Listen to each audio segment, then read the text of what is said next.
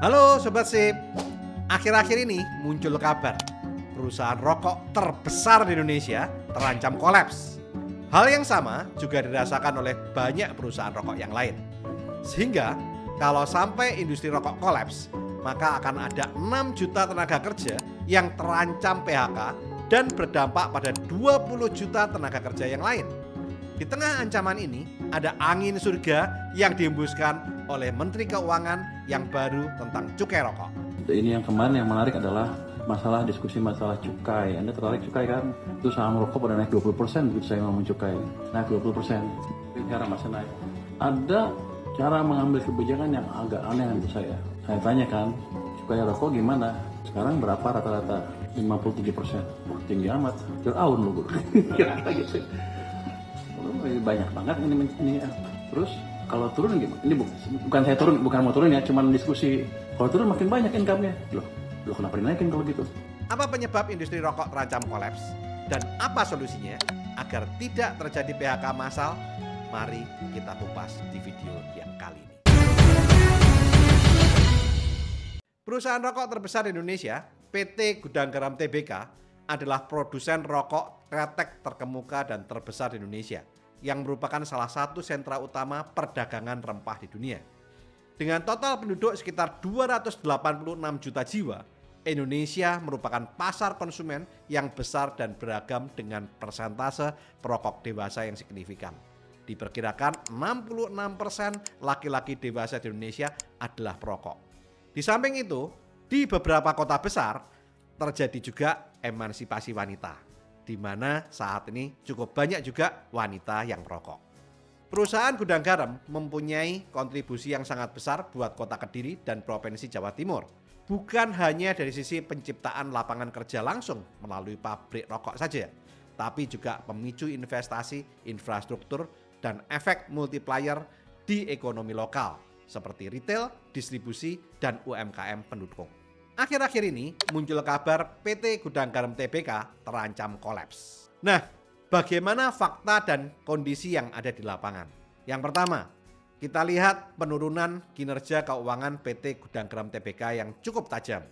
Hal ini tercermin dari laporan keuangan kuartal kedua tahun 2025, di mana laba bersihnya tinggal 13 miliar rupiah, turun 96% dari kuartal kedua tahun 2024 yang sebesar 330 miliar.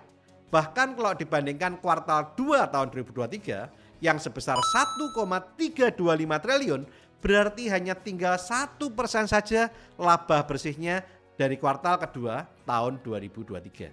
Hal ini berakibat harga saham Gudang Garam terjun bebas, bahkan sempat menyentuh level terendah di 8.300 pada tanggal 1 September 2025. Bandingkan dengan harga tertinggi yang pernah dicapai oleh PT Gudang Garam pada bulan Maret 2019 yang mencapai Rp100.975. Yang kedua, isu PHK atau pemutusan hubungan kerja massal. Beredar video viral yang mengindikasikan PHK massal di Gudang Garam. Banyak pekerja dikabarkan berpamitan dan bersedih.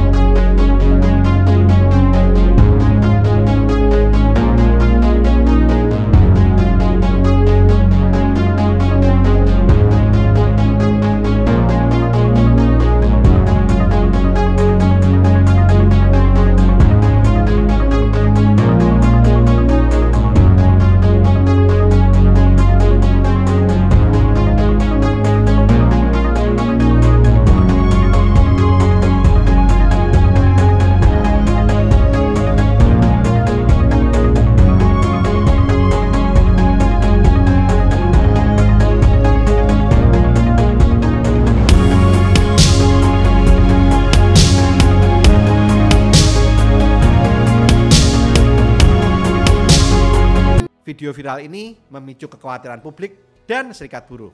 Tetapi PT Gudang Garam membantah adanya PHK massal.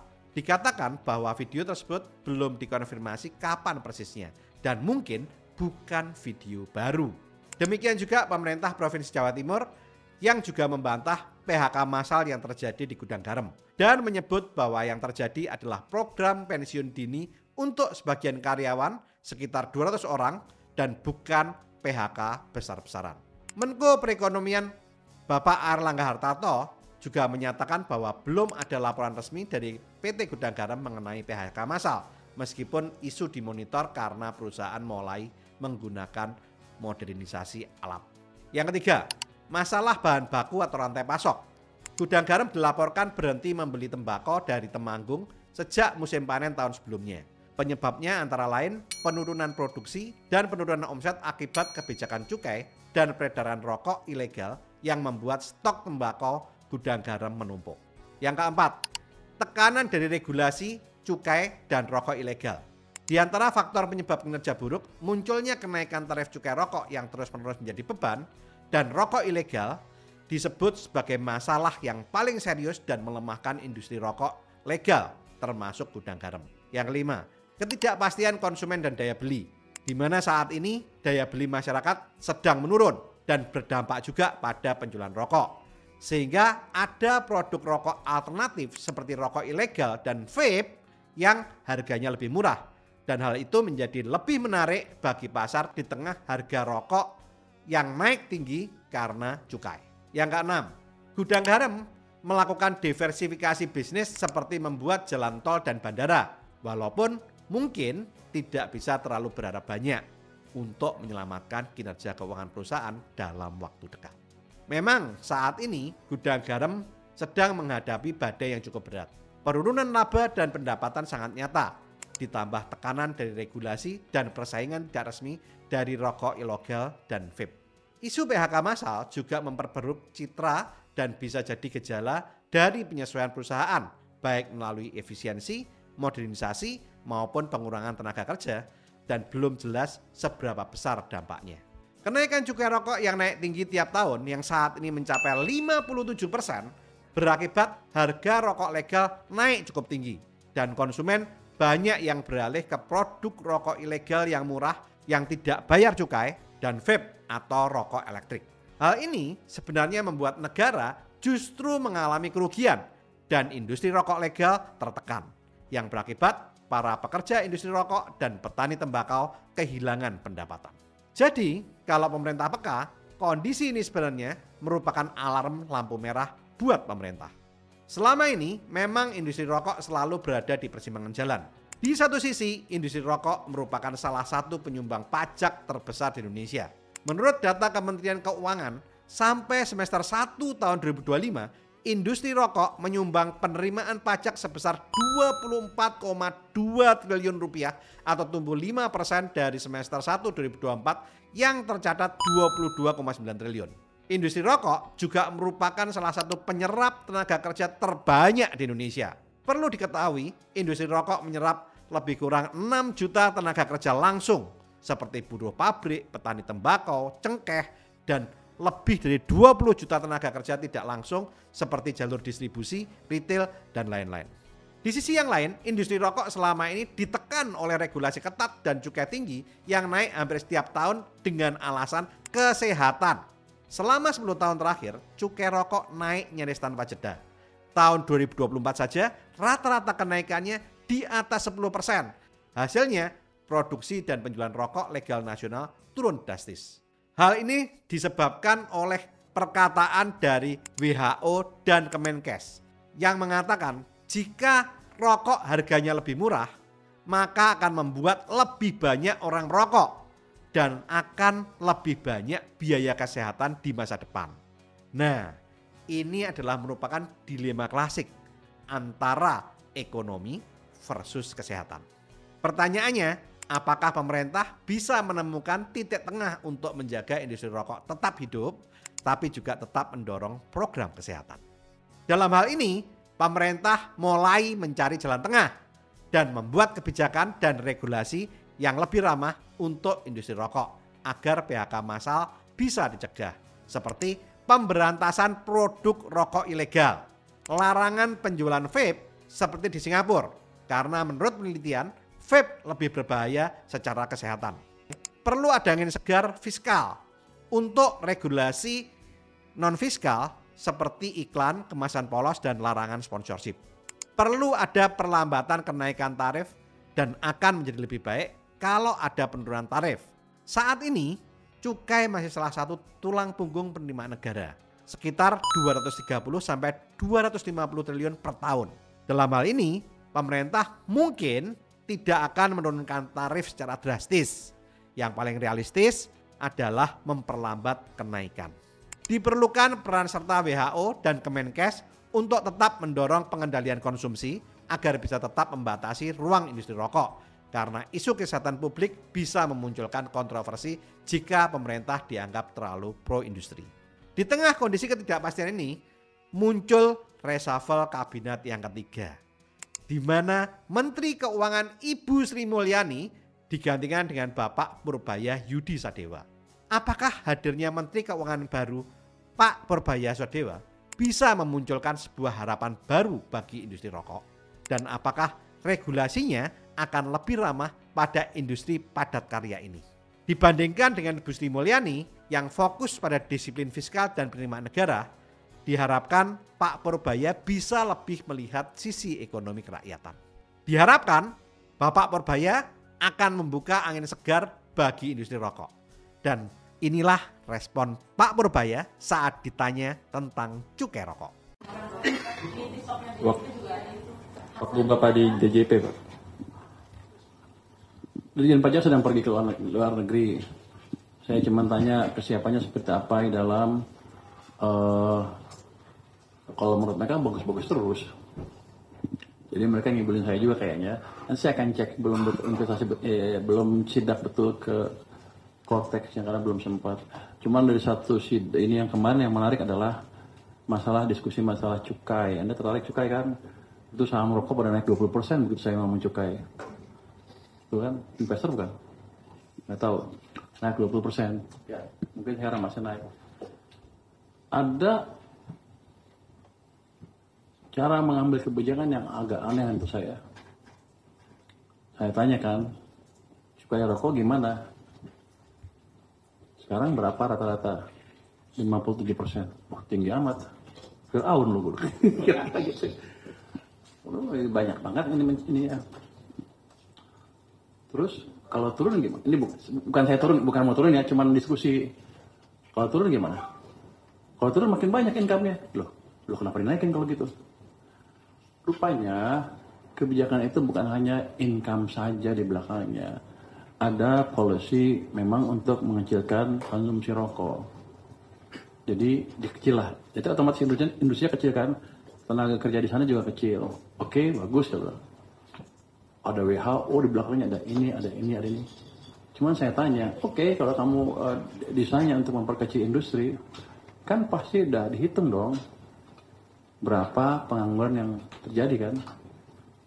Bisa dihitung kan pasti. Makanya banyak yang dipecat kemarin kan di sana. Terus mitigasinya apa? Apakah kita sudah buat program untuk memitigasi tenaga kerja yang menjadi nganggur? Programnya apa dari pemerintah? Nggak ada. Loh kok enak? Kenapa buat kebijakan seperti itu?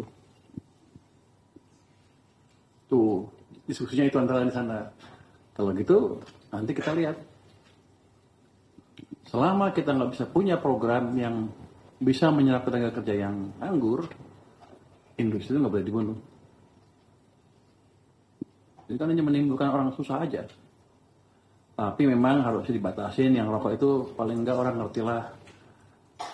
Harus ngerti risiko rokok itu seperti apa. Tapi nggak boleh dengan policy untuk membunuh industri rokok, terusnya tenaga kerja dibiarin tanpa kebijakan bantuan dari pemerintah. Itu kan kebijakan yang nggak bertanggung jawab kan. Kenapa saya sampai pikirin begitu? Itu, jadi nanti rokok akan kita lihat. Saya akan ke Jawa Timur, akan ngomong sama industrinya, akan saya lihat seperti apa sih, turun apa enggak. Kalau misalnya nggak turun, tapi pasar mereka saya lindungin. Dalam pengertian itu yang online yang putih, yang palsu itu saya larang di sana. Saya kan sudah perintahkan dia untuk mulai memonitor siapa aja yang jual beli online untuk barang-barang yang palsu.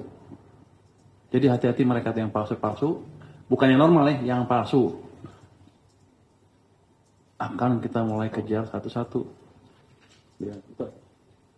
Kalau yang normal biar yang palsu aja. Karena gini, nggak fair kan kita narik ratusan triliun pajak dari rokok, sementara mereka nggak dilindungin, marketnya nggak dilindungin. Kita membunuh industri kita, masuk palsu dari Cina apa dari luar negeri ya, situ di sana kerja, di sini dibunuh, sama aja. Mendingan gue hidupin yang sini, sana tuh bunuh, kira-kira begitu. Apa saja regulasi yang diharapkan bisa dilakukan oleh Pak Purbaya untuk industri rokok dan kira-kira bagaimana dampaknya? Yang pertama, moderasi kenaikan cukai. Kenaikan dibuat lebih moderat, misalnya 5% per tahun, atau kalau bisa tidak naik tahun depan. Keuntungannya akan membuat produksi stabil, pekerja aman, dan konsumsi rokok ilegal berkurang. Kerugiannya, target penerimaan APBN dari cukai bisa lebih rendah. Yang kedua, pemerintah memberikan kepastian 3-5 tahun ke depan tentang tarif cukai. Keuntungannya, industri rokok bisa merancang strategi jangka panjang dan membuat investor lebih percaya. Sedangkan kerugiannya, negara kehilangan fleksibilitas fiskal jika butuh tambahan dana cepat. Yang ketiga, insentif untuk sigaret kretek tangan atau SKT. Diharapkan tarif cukai SKT dibuat lebih ringan dibandingkan rokok mesin. Keuntungannya, jutaan buruh perempuan di pedesaan yang melinting rokok akan terlindungi, sehingga lapangan kerja terjaga dan tidak terjadi PHK. Kerugiannya, potensi diskriminasi antar segmen rokok. Yang keempat, lebih banyak anggaran yang dialokasikan untuk pengawasan, pengetatan, dan penindakan untuk produksi rokok ilegal. Keuntungannya, industri legal terlindungi, tidak akan ada PHK, dan bahkan bisa menarik kembali tenaga kerja yang saat ini dirumahkan. Kemudian petani tembakau juga kembali hidup dan penerimaan negara akan stabil. Kerugiannya adalah muncul biaya besar untuk pengawasan. Nah, 4 kebijakan inilah yang mungkin bisa menciptakan efek domino positif ke depannya. Dan jika skenario ini benar-benar dijalankan oleh Pak Purbaya, maka bisa terjadi Purbaya efek yang berdampak buat yang pertama, lapangan kerja terjaga, jutaan buruh SKT tidak jadi di PHK. Yang kedua, petani tembakau dan cengkeh akan lebih sejahtera, hasil panen terserap dan harga akan menjadi lebih baik. Yang ketiga, harga saham rokok akan rebound. Investor kembali percaya pada saham-saham GGRM, HMSP, WIIM, dan ITIK, di mana harganya yang sudah beberapa tahun ini terpuruk bisa bangkit. Yang keempat, jika rokok ilegal dibasmi, maka industri rokok legal akan lebih kuat dan negara akan mendapatkan penerimaan yang lebih besar. Dan yang terpenting, masyarakat kecil dari petani hingga buruh pabrik tidak akan kehilangan mata pencarian. Jika hal ini terjadi, Purbaya efek bukan hanya sekedar bicara tentang angka fiskal, tapi juga tentang manusia dan kesejahteraan mereka. Purbaya efek bisa jadi tonggak baru kebijakan fiskal yang berimbang antara rakyat, negara, dan kesehatan. Jadi, apakah mungkin akan lahir Purbaya efek? Yang jelas, sesaat setelah respon Pak Purbaya tentang cukai rokok tersiar, harga saham rokok mengalami rebound. Dan saat video ini dibuat, harga saham PT Gudang Garam naik dari titik terendah 8.300 di tanggal 1 September 2025 naik menjadi 14.625 di tanggal 26 September 2025. HM Sampurna naik dari harga 525 tanggal 1 September 2025 menjadi 875 di tanggal 26 September 2025. Bismillah naik dari 795 di tanggal 1 September 2025 naik menjadi 1535 di tanggal 26 September 2025. Dan ITIK naik dari harga 222 tanggal 1 September 2025 naik menjadi 545 di tanggal 26 September tahun 2025. Apakah ini era baru di mana industri-industri rokok kembali akan bernafas? Jutaan lapangan kerja akan terselamatkan dan petani tembakau akan menjadi sejahtera kembali? Atau justru ini hanya ilusi yang sebentar dan kemudian akan hilang? Jawabannya akan ada di tangan pemerintah dan Menteri Keuangan Bapak Purbaya. Tetapi yang jelas saat video ini dibuat tanggal 26 September tahun 2025, Pak Purbaya sudah menyatakan akan mulai mengkondisikan mengenai rokok-rokok ilegal untuk desentralisasi dan akan dikenakan tarif cukai. Dan yang kedua, Pak Purbaya juga sudah memastikan bahwa cukai rokok tahun 2026 tidak akan naik. Menurut Anda, apakah Purbaya efek ini akan menjadi sebuah peluang besar atau justru menjadi ancaman bagi masa depan bangsa? Silahkan tulis pendapat Anda di kolom komentar. Video ini dibuat untuk keperluan edukasi, bukan ajakan untuk membeli ataupun menjual saham. Jika Anda membeli atau menjual saham karena melihat video ini, segala keuntungan ataupun kerugian merupakan tanggung jawab Anda pribadi. Disclaimer on. Oke, lakukan terus saving, investing, protecting agar hidup Anda makin sip. Saya Tony Hermawan Adikaryo, sampai jumpa di puncak kemakmuran.